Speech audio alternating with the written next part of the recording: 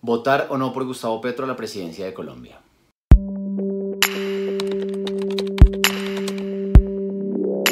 Hola colegas, ¿cómo están? Falta menos de un mes para las elecciones presidenciales en Colombia y el candidato de izquierda, Gustavo Petro, se convierte en una opción muy viable para los que quieren un cambio en Colombia. Pero ¿quién es y qué propone Gustavo Petro? Después de haber leído el plan de gobierno que está en la página de Colombia Humana, la página oficial del candidato, y para ser honrados decidí poner una manita verde así con las propuestas que considero positivas y poner una manita en rojo así para las propuestas que no considero viables, populistas o negativas. Pero entonces hablemos primero de la persona. ¿Quién es Gustavo Petro? Nace en 1960 en Ciénaga de Oro, Córdoba. Se va desde muy pelado para Zipaquirá, un pueblito cerca de Bogotá, y se gradúa de Economía del Externado. Desde el 77 hasta el 90 milita en el M19, actuando bajo el manto de la delincuencia y la clandestinidad. Y allí viene la primera discrepancia con la persona que es Gustavo Petro. ¿Cómo podemos entregarle el uso legítimo de la fuerza del Estado a una persona que cree que el fin justifica los medios? Si él justificaba en su momento secuestros, asesinatos y en general toda clase de delitos que cometió esa guerrilla, haciendo parte de ese movimiento, ¿cómo podemos confiar en él si llega a tener la fuerza legítima del Estado? ¿Confiaría usted en alguien que ha empuñado las armas para legitimar sus ideas? En mi opinión, todos debemos actuar siempre de conformidad a derecho, porque la ley es dura, pero es la ley. Y tenemos que entender como ciudadanos que solo el Estado es el que tiene el monopolio legítimo de la fuerza, y lo hace porque así se lo ha concedido la ley. Está muy mal pensar que es injusto que Pepe gane tanto, entonces le roba a Pepe para darle a María. Por eso es que este país está como está. Recuerden que así nace las FARC, como respuesta política y armada a la agresión del régimen bipartidista entre liberales y conservadores. Y posteriormente, pensando que ellos también tenían la razón, surgen los paramilitares para atacar a las FARC. Si seguimos pensando eso, el día de mañana va a surgir otro grupo para acabar con los paramilitares y vamos a entrar en un círculo vicioso del que nunca vamos a salir. Pero bueno, fue senador de Colombia también, y como senador denunció los falsos positivos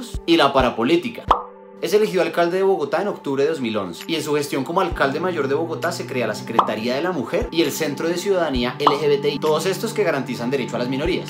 Además, se crean centros para el control de natalidad y atención a los abortos permitidos por la ley. Establece la política del mínimo vital de agua para estratos 1 y 2. Bueno, la amplía porque ya la había puesto Clara López. Pero quizás una de las metas incumplidas que más sonó fue la construcción de 70.000 viviendas de interés social, de las cuales solo logró construir 2.934. Según la Contraloría de Bogotá. ¿Y qué propone con respecto a educación? Propone jornada completa. Propone que en noveno, décimo y 11 los estudiantes comiencen a ver carreras universitarias que les sean homologadas al final de sus estudios en los colegios. Con respecto a la educación superior, él señala que la Colombia Humana va a desarrollar un sistema de educación pública gratuita que busca calidad y excelencia, aumentando a más de 14 billones de pesos el presupuesto en educación. Todo eso suena muy bien, sin embargo, su gestión como alcalde dice otra cosa, pues prometió construir 86 colegios públicos nuevos, de los cuales solo logró terminar 10, 405 jardines infantiles, de los cuales apenas dejó 51 en construcción, y prometió 12 desde la Universidad Distrital de Bogotá y no construyó ninguna. En educación también propone crear el Consejo Nacional del Saber, Ciencia y Cultura. Sin embargo, yo me pregunto, ¿es necesaria aún más burocracia? Pienso que las funciones de ese consejo que propone Petro podría ejecutarlas el mismo Ministerio de Educación con una mejor política interna. Salud. Con respecto a salud propone dos cosas muy positivas. Un sistema público-privado de salud preventiva. Y dice que la enfermedad más barata es la que se evita, lo cual es genial. Y también propone eliminar la intermediación administrativa y financiera de las EPS, eliminándolas y liquidándolas. Economía. Cree que las iglesias no deben pagar impuestos a pesar de sus grandes patrimonios. Propone aumentar los impuestos a los grandes capitales. Propone la superación del extractivismo fósil y una transición hacia la energía renovable. Y por supuesto, como es economista, aquí viene una de sus principales propuestas. No se permite el fracking ni la minería a cielo abierto. Y propone transformar el latifundio improductivo en productivo, impulsando la economía campesina. Él dice que solamente 700 propiedades en Colombia tienen más de 1000 hectáreas y que si pusiéramos a producir toda esa tierra, se podría producir un trabajo por cada 5 hectáreas. Eso en cálculos de Petro son más de 2 millones de puestos de trabajo. De manera que propone subir impuestos a los grandes propietarios de la tierra y dándoles dos opciones. La primera, para no pagar esos impuestos tan altos, tienen que poner a producir la tierra y con eso generar empleo y materia prima agrícola. Sin duda esa es una de sus mejores propuestas. No obstante, una de las más grandes preocupaciones de la gente es que en el capítulo de economía, él señala literalmente: para que la economía campesina sea sostenible, es necesaria la construcción o mejoramiento de vías secundarias y terciarias que permitan reducir los costos de intermediación de los productos, así como la construcción de infraestructura productiva para potenciar la productividad del campo. Sin embargo, según cifras de la Contraloría de Bogotá, Petro prometió construir 5 kilómetros de metro, prometió construir la troncal de Transmilenio por la avenida Boyacá, Prometió reconstruir la autopista norte y la avenida Caracas. Prometió construir 7 kilómetros de metrocable. Prometió 145 kilómetros de ciclorruta. Construyó 56. Y la construcción de 16 puentes peatonales. Inició 3. Intervenir más de 1908 puntos de malla vial.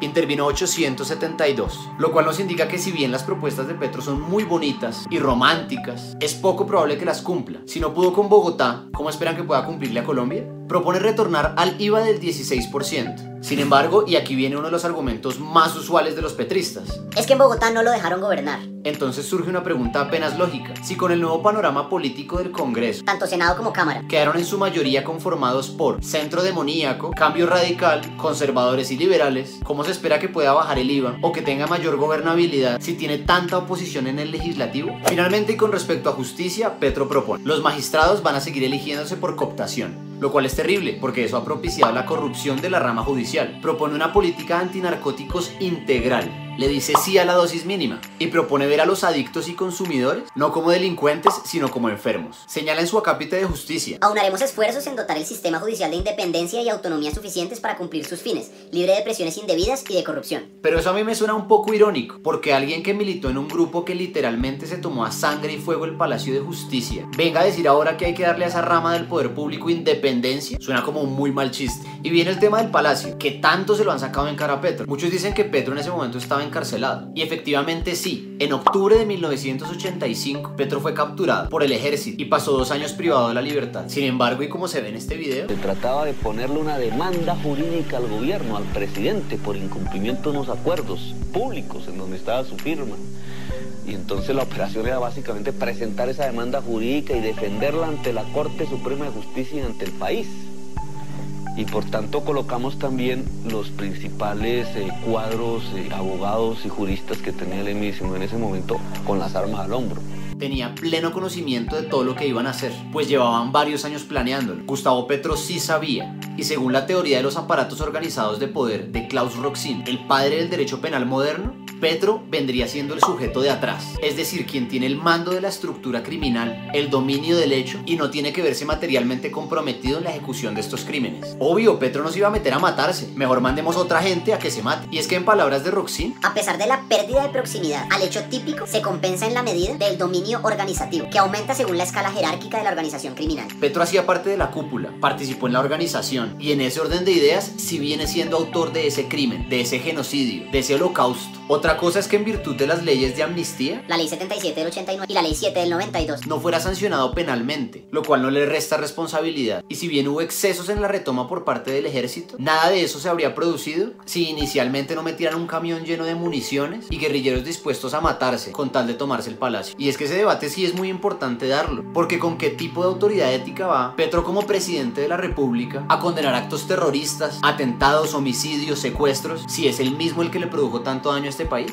Y ojo, eso no me hace ni uribestia, paramilitar, ni con esto estoy diciendo que hay que votar por Duque. Para mí tan atroces y condenables son la toma de Bojayá, la toma al Palacio de Justicia o la masacre del Aro, por la cual se han compulsado copias para investigar a Álvaro Uribe. De manera que hay que dejar a un lado la polarización y decir que es que si uno no apoya a Petro es porque es uribestia, o que si uno apoya a Duque es un paramilitar. Sencillamente en Colombia ningún tipo de violencia debe ser permitida, sino la violencia legítima del Estado y el poder de coerción de las autoridades legítimas. Finalmente, 2 propuestas que me gustan mucho. 1. Entregarle poder a las mujeres. El 50% de los cargos públicos de libre nombramiento y remoción serán ocupados por mujeres. Y la reorientación del sistema de responsabilidad penal de adolescentes. Se debe educar a las personas para que no delincan y no solamente mandarlos a la cárcel. Este fácilmente podría ser un tema de otro video, pues en mi opinión, si tiene edad de delinquir, también tiene edad de pagar cárcel. Pero abrir ese debate es muy válido y meritorio por parte de Gustavo Petro. De manera que un gran... En conclusión, y teniendo en cuenta que la política es muy dinámica y es muy difícil ser objetivo, podemos decir que Gustavo Petro tiene excelentes ideas y también tiene otras que no tanto. Podemos decir que su pasado lo opaca, tanto en la delincuencia como en la poca capacidad de gestión que demostró en la alcaldía de Bogotá. Pero definitivamente lo más importante es que todos nosotros en estas semanas que restan para elegir presidente, nos pongamos la camiseta, sea del Centro Democrático, de Cambio Radical, de la Colombia Humana, del voto en blanco, pero que participemos activamente informándonos. Los planes de gobierno de cada uno de los candidatos están en sus respectivas páginas. De manera que la invitación, colegas, es que leamos, que no nos dejemos llevar simplemente por lo que dicen los medios de comunicación, sino que conozcamos a profundidad las propuestas de cada candidato y que construyamos entre todos un gran debate nacional, porque cada voto cuenta y así es que se construye democracia. Bueno, colegas, espero que les haya gustado mucho este video, me ayuden a compartir, a comentar y a generar ese debate del que estábamos hablando, y no se les olvide seguirme en mis redes sociales, David Leonardo Rodríguez, en Facebook, en Instagram y en YouTube. Chao.